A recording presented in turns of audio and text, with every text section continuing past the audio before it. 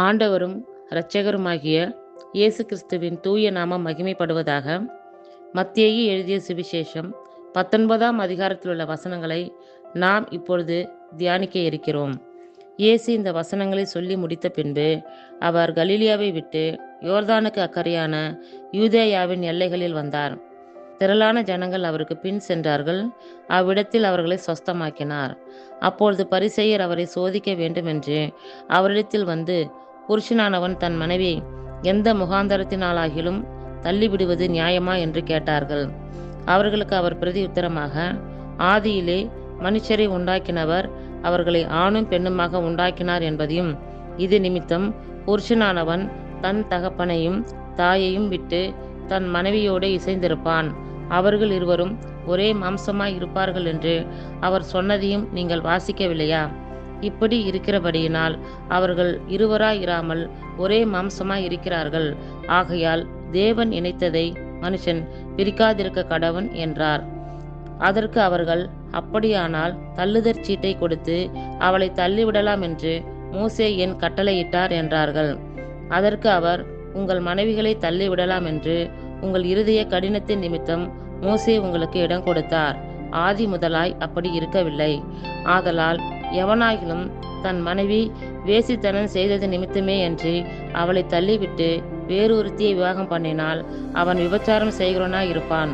தள்ளிவிடப்பட்டவளை விவாகம் பண்ணுகிறவனும் விபச்சாரம் செய்கிறவனாய் இருப்பான் என்று உங்களுக்கு சொல்லுகிறேன் என்றார்.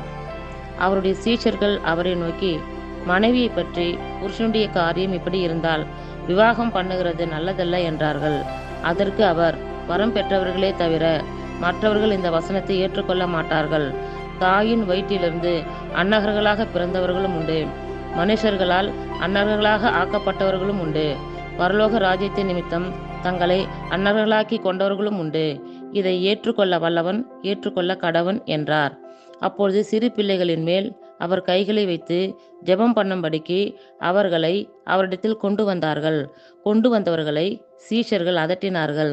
இயேசுவோ, சிறு பிள்ளைகள் என்னிடத்தில் வருகிறதற்கு இடம் கொடுங்கள், அவர்களை தடை பண்ணாதிருங்கள், பரலோக ராஜ்யம் அப்படிப்பட்டவருடையது என்று சொல்லி அவர்கள் மேல் கைகளை வைத்து பின்பு அவ்விடமிட்டு புறப்பட்டு போனார். அப்பொழுது ஒருவன் வந்து அவரை நோக்கி, நல்ல போதகரே, நித்திய ஜீவனை அடைவதற்கு நான் எந்த நன்மையை செய்ய வேண்டும் என்று கேட்டான்.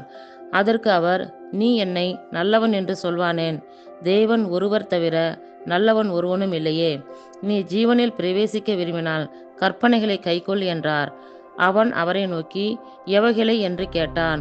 அதற்கு இயேசு, கொலை செய்யாதிருப்பாயாக, விபசாரம் செய்யாதிருப்பாயாக, களவு செய்யாதிருப்பாயாக, பொய்சாட்சி சொல்லாதிருப்பாயாக, உன் தகப்பனையும் உன் தாயையும் கனம் பண்ணுவாயாக, உன்னிடத்தில் நீ அன்பு கூறுவது போல பிறனிடத்திலும் அன்பு கூறுவாயாக என்பவைகளே என்றார். அந்த வாலிபன் அவரை நோக்கி, இவைகள் எல்லாம் என் சிறு வயது முதல் கை கொண்டிருக்கிறேன், இன்னும் என்னிடத்தில் குறைவு என்ன என்றான். அதற்கு இயேசு, நீ பூரண சர்க்குணராய் இருக்க விரும்பினால் போய் உனக்கு உண்டானவைகளை விட்டு தரித்திரருக்கு கொடு, அப்பொழுது பரலோகத்தில் உனக்கு பொக்கிஷம் உண்டாயிருக்கும், பின்பு என்னை பின்பற்றி வா என்றார். அந்த வாலிபன் மிகுந்த ஆஸ்தி உள்ளவனாய் இருந்தபடியால் இந்த வார்த்தையை கேட்டபொழுது துக்கமடைந்தவனாய் போய்விட்டான். அப்பொழுது இயேசு தம்முடைய சீஷர்களை நோக்கி, ஐஸ்வர்யவான் பரலோக ராஜ்யத்தில் பிரவேசிப்பது அரிதென்று மெய்யாகவே உங்களுக்கு சொல்லுகிறேன். மேலும் ஐஸ்வர்யவான் தேவனுடைய ராஜ்யத்தில் பிரவேசிப்பதை பார்க்கிலும் ஒட்டகமானது ஊசியின் காதிலே நுழைவது எளிதாய் இருக்கும் என்று உங்களுக்கு சொல்லுகிறேன் என்றார்.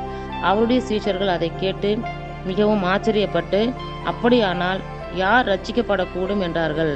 இயேசு அவர்களை பார்த்து, மனுஷரால் இது கூடாதுதான், தேவனாலே எல்லாம் கூடும் என்றார். அப்போது பேதுரு அவரை நோக்கி, இதோ நாங்கள் எல்லாவற்றையும் விட்டு உம்மை பின்பற்றினோமே, எங்களுக்கு என்ன கிடைக்கும் என்றான். அதற்கு இயேசு, மறு ஜென்ம காலத்திலே மனுஷகுமாரன் தம்முடைய மகிமையுள்ள சிங்காசனத்தின் மேல் வீற்றிருக்கும் போது என்னை பின்பற்றின நீங்களும் இஸ்ரவேலின் 12 கோத்திரங்களையும் நியாயம் தீர்க்கிறவர்களாய் 12 சிங்காசனங்களின் மேல் வீற்றிருப்பீர்கள் என்று மெய்யாகவே உங்களுக்கு சொல்லுகிறேன். என் நாமத்தின் நிமித்தம் வீட்டையாவது சகோதரரையாவது சகோதரிகளையாவது தகப்பனையாவது தாயையாவது மனைவியாவது பிள்ளைகளையாவது நிலங்களையாவது விட்டவன் எவனோ அவன் நூறத்தனையாய் அடைந்து நித்திய ஜீவனையும் சுதந்தரித்துக் கொள்வான். ஆகிலும் முந்தினோர் அநேகர் பிந்தினோராயும் பிந்தினோர் அநேகர் முந்தினோராயும் இருப்பார்கள் என்றார். இத்துடன் 19ஆம் அதிகாரத்திற்குரிய வசனங்கள் நிறைவுற்றது.